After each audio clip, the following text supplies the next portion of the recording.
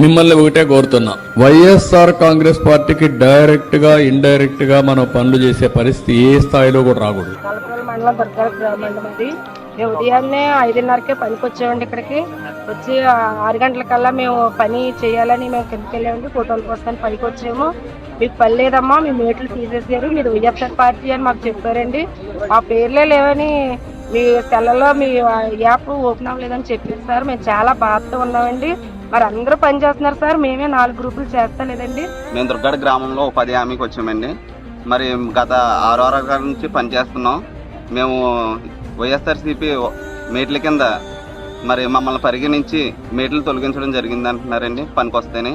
మరి ఎస్సీ వాళ్ళని మేము మరి ఇలా పనికి వస్తే మా ఎస్సీ వాళ్ళందరికీ పని కల్పించకుండా ఇలాగ చెరువు గట్టు మీద ఉండిపోయామండి. ఈరోజు మేము వైఎస్ఆర్ అని చెప్పి ఒక 5 గ్రూపుల్లో మేట్లు డిలీట్ చేసేసి, మీరు పథకం పనిలో మీకు మేటు ఇవ్వను, మీరు మేము చేస్తాం తప్ప ఫోటోలు మీకు తీయడానికి లేదని చెప్పి వైఎస్ఆర్ మీరు మీకు కావాలని మీ గ్రూప్లని మిమ్మల్ని డిలీట్ చేశారు అని చెప్పి అంటున్నారండి.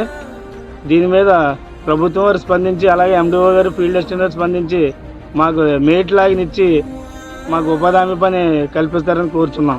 మిమ్మల్ని ఒకటే కోరుతున్నా, వైఎస్ఆర్ కాంగ్రెస్ పార్టీకి డైరెక్ట్ గా ఇండైరెక్ట్ గా మనం పనులు చేసే పరిస్థితి ఏ స్థాయిలో కూడా రాకూడదు.